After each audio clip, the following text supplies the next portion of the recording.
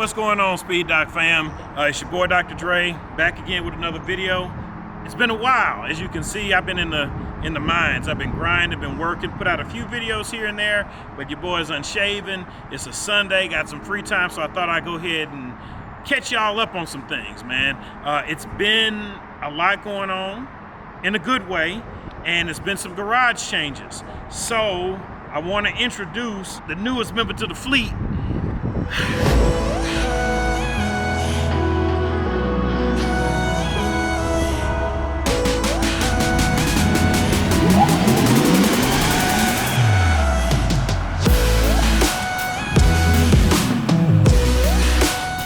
So your boy's going electric, everybody. Yep, I've mentioned it before. I've reviewed this car a couple of times, and each time, if you all been watching those videos, you all notice that, yo, I kind of like it, man. Well, I can't talk the talk and not walk the walk, so I went ahead and introduced the Taycan 4S to the fleet. This car here is a certified pre-owned model. I'm gonna keep it a buck with y'all because EVs depreciate really fast. This car was a teenage mile car, you know, about 15,000 miles on the odometer, certified pre-owned. Every EV is mandated to have an 8-year, 100,000 mile warranty on the battery, coupled with CPO status. You know, I really couldn't refuse. What I will tell you, I'll walk you all through everything that this particular car has, option-wise. I don't have a problem with sharing numbers to an extent with you all. I can tell you the original owner of this car purchased it at a sticker price of $163,000. I can tell you that I got it for way less than that. I'm talking about way less than that. So, fit the budget. So let's take a look, y'all. First thing you notice when you come up on the car, it is a volcano gray car with tan interior, limestone interior. The first big ticket option that, if you all know anything about Porsches, that you'll see on this car are the yellow brake calipers. What those yellow brake calipers signify, they aren't just painted. Those are the carbon ceramic brakes, the PCCBs. From the factory, brand new, that's like a $16,000 option, right? Now, I was hesitant because that means a brake job on this car could be as much as $10,000. But the thing is, I'm not tracking this. So theoretically, I won't have to do a brake job for 100,000 miles. There's a very high possibility that my duration of owning this car, I won't ever have to change the brakes. If anything, maybe the pads, but that'll be at about 65,000 miles, right? I've already put in on the clear corners, ordered those from Suncoast Parts. As we walk back around the car, we've got the first power port here. Plug in, you know, AC plug and whatnot. On the other side, you've got a power port for DC and AC. This car has the aero kit, so you can notice the aggressive side skirts and the aggressive rear bumper, painted gloss black. That was a very pricey option as well. I'd have to post a link up to the build sheet, but the original build sheet was bananas. This car has a speed actuated spoiler. I'm not gonna lie, this is the one thing that I don't like about the Taycan. With Porsches, I'm used to being able to activate the spoiler up.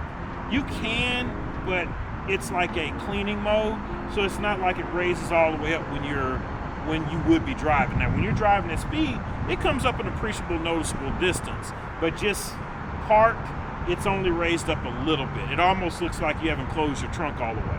So I kind of don't like that. I am one of those guys that likes to ride with my spoiler up. I've already gone with tint, window tint. I went with Midtown Motor Trends here in Houston. They did my tint 20% all the way around. And of course, I've got the Matrix headlights, okay? Let me take you guys on the inside. Now for me, this is what really won me over about this particular model.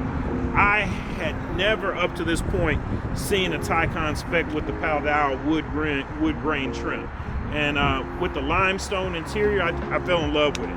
With the stitch dash, like, it feels luxury, you know, not just heavily sport. Most of the Porsches that I've had in the past have been more geared towards sports, except for maybe my Cayenne with the wood wheel. But Take a look inside.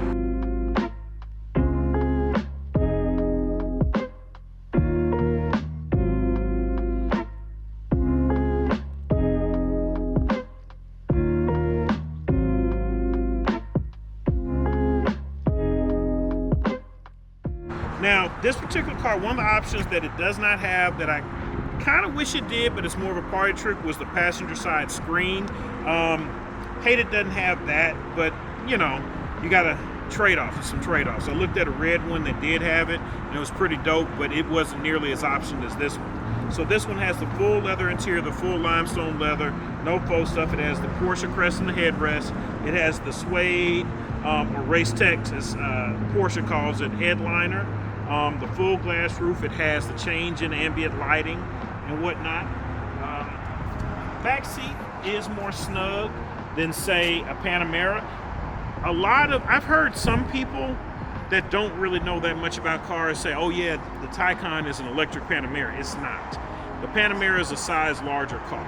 If you're thinking about Mercedes level, the Panamera would be like an S-Class. The Taycan is like an E-Class size car. BMW, it's like a 5 Series size car, not a 7 Series. So it's not an electric Panamera. The only other car that this shares this platform with is the Audi e-tron GT. Now, early Taycans did have some battery-related issues. You know, there were some fires that were starting. Porsche's done a recall campaign, and beyond that, this car has been pretty bulletproof. Probably had it for maybe 2 months now, depending on when this video goes up, but it's been flawless. I haven't had any issues. I take that back. There was a recall on the heater, and so took the car into Porsche River Oaks. They went ahead and changed out the heater core. It took them a day and a half. They gave me a loaner, which was actually a Taycan Cross Turismo, which is the station wagon jump. But other than that, the car has been flawless. I don't have anything bad to say about it. It's driving dynamics, pure Porsche. Charging wise, the 110 charging that I plug up to at the crib, it takes a very long time. Overnight, you might get, 30, 40 miles off of that, on a 7-hour cycle, something like that. I'm fairly new to the EV world like this.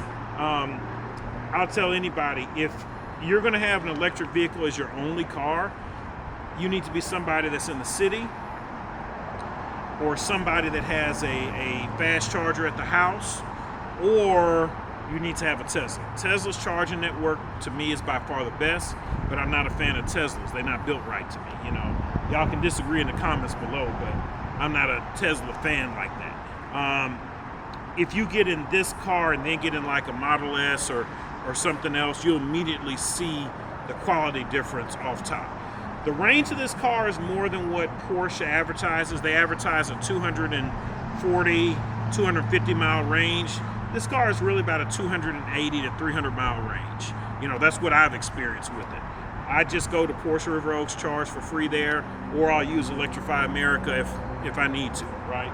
The Porsche charging station charges from empty to full in about 30, 45 minutes, So I guess trade-offs, if you will. Now, this car has the Sport Chrono package, which in the Taycan, it's hard to say what it does. It does give you launch control, I know that, and it does firm up the suspension. It has air suspension, so it does raise higher and lower, which is another reason why if I was going to get a Taycan, I wanted to be certified pre-owned, because any vehicle with an air suspension, those are costly items to maintain as a vehicle ages, right? What I do like about the Taycan is that it does have features that remind you or make the transition from combustion engine cars to EV easy. So you've got the traditional start button here on the left side like a quintessential Porsche.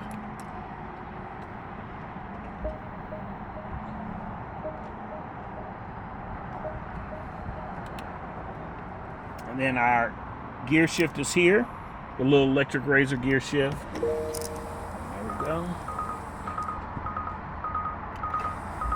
Put it in park there. And then of course the screen here, you can change, it's configurable. The entire situation here is a screen.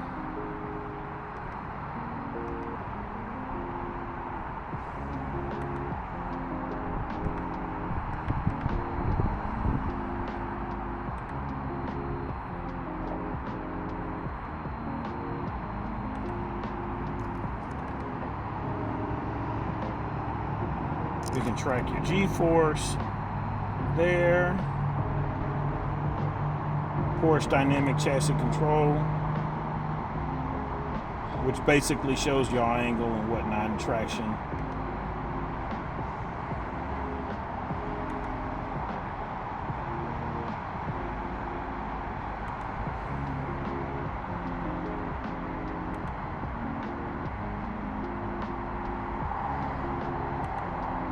And notice they call it the power meter instead of a tachometer.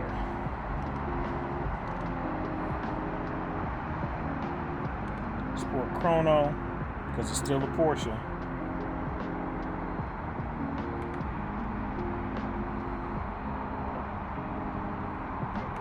I usually prefer to keep it right here so I can keep tabs on all the relevant information. You know, it's saying I got 52% charge left, but everything here is a screen. I can turn my lights on up here, parking lights. Over here, I can turn off the traction control, stability control, the suspension, raise up, you know, and it has the ability to geolocate, to save. If this is, let's say you live somewhere, you work somewhere where it's a steep driveway, the car will know where you've actually activated and asked to save that location. So every time I pull into the office when I drive this, it knows it needs to raise up. So adjust the suspension. This is a configurable button here, so you can assign it certain tasks. Then of course on the steering wheel, we can change the drive modes here. Funny thing about this car, when you have it in range mode, you keep it, the maximum speed is going to keep it at 60 miles an hour, right?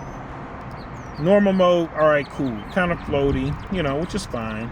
Sport mode, a little bit more aggressive, suspension firms up. Sport Plus mode actually ends up having the Millennium Falcon sound to it. Here in our center screen right here, I can check, because remember, it's a Porsche. Got the trunk in the front. I mean, it's an electric car too. Up there, I have the charging cable in there. A couple other little items. You can activate the trunk. You got to activate your charging ports remotely. AC controls, heated cooling seats, battery life.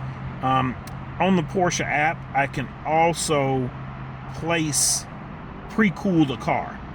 So I can remotely air condition or heat the car from my phone. The infotainment system here has everything going on. And also the seat belts are a blue color. They were optioned to be dark blue. Hell, I thought they were black, but according to that option sheet, now we can control our AC, direction of the vents. And here's the spoiler thing I was telling you guys about. And just raises up minutely. The recuperation is like the brake regeneration, so it scavenges power when you step on the brake. Most EVs have that option, you know, or do that. One of the other things that I really like, the ambient lighting. You know, you can choose, got the ceiling lighting there. And of course the suede headliner we mentioned.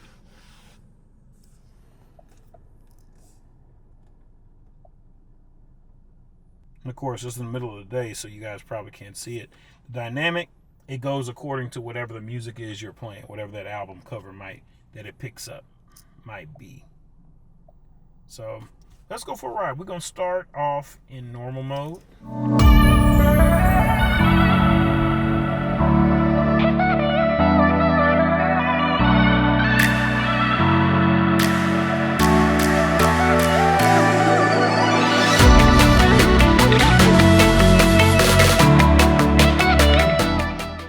This is the Taycan 4S.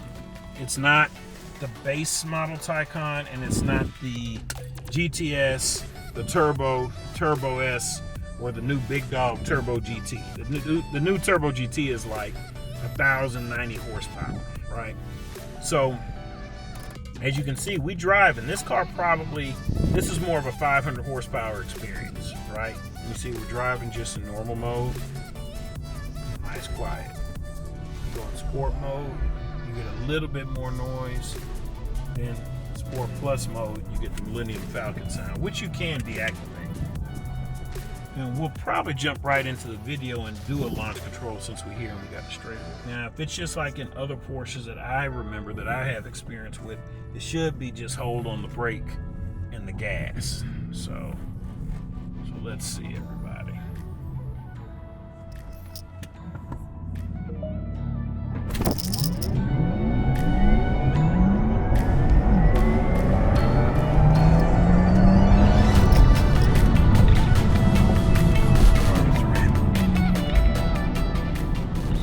That was probably about the second time I've done that in this car.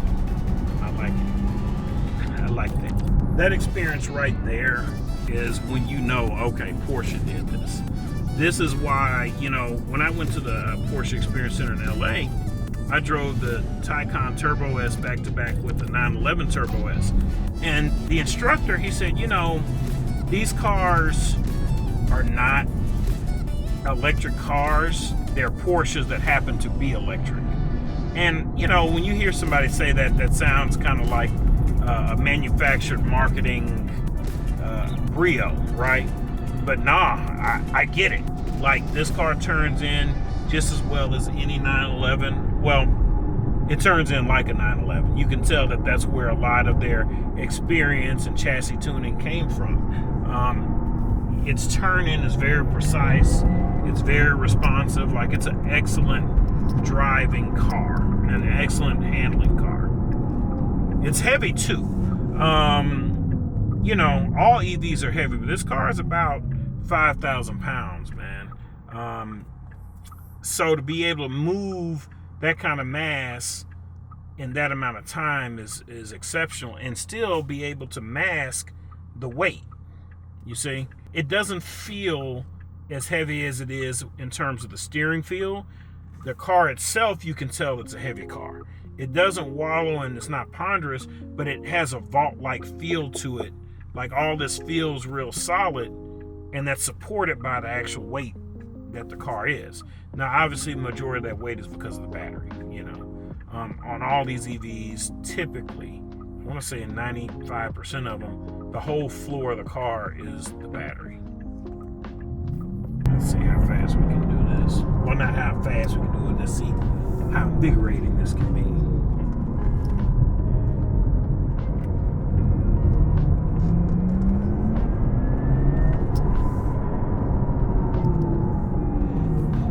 And also, this car reads the road signs.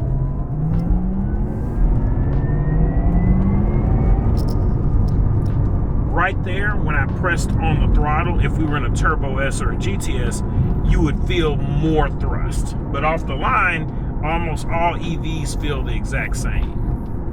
When you want to go back to just cruising and being normal and regular, you're back in normal mode. Suspension becomes a little bit more compliant. It's still firm. Honestly, normal mode to me feels like what BMW would consider a sport mode, to be honest. Like, it's not too floaty, but it's compliant enough for you to have a comfortable ride, but still remind you that you're in an aggressive performance car. You know, by far, driving dynamic wise, I've driven Teslas. I've driven a Mustang Mach-E before. Driven a Prius and all that kind of stuff. I have not driven a Lucid, but dynamically, this is the best EV, I feel, for performance. You know, you can get a stopwatch out with a Tesla Plaid and all that kind of stuff, and you can go fast in a straight line. But with the Teslas, they can perform better than what you think in a turn, but they don't feel like it. I've never driven a Tesla or any other electric vehicle where I actually forgot that the car was electric. You know, the way that this car handles, you really forget that, you know. Now, people, hell, I've got a Porsche chain on, so people say, oh, this dude's just a Porsche fanboy. You know, no, I like Porsches because they're good, you know, and I like other cars that are good. But when it comes time to put my money down, this one was the one that spoke to me the most, which ultimately begs the question that everybody wants to know. or I'm assuming everybody wants to know. Is this an additional car, or did I replace something? Did I go 100% EV? A lot of you guys are wondering, oh God, did he go away from the 911s to go into an EV? Well, no, didn't get rid of the 911. In fact, I'm in the 911, but it's a different 911, and it's a tuned and modified different 911.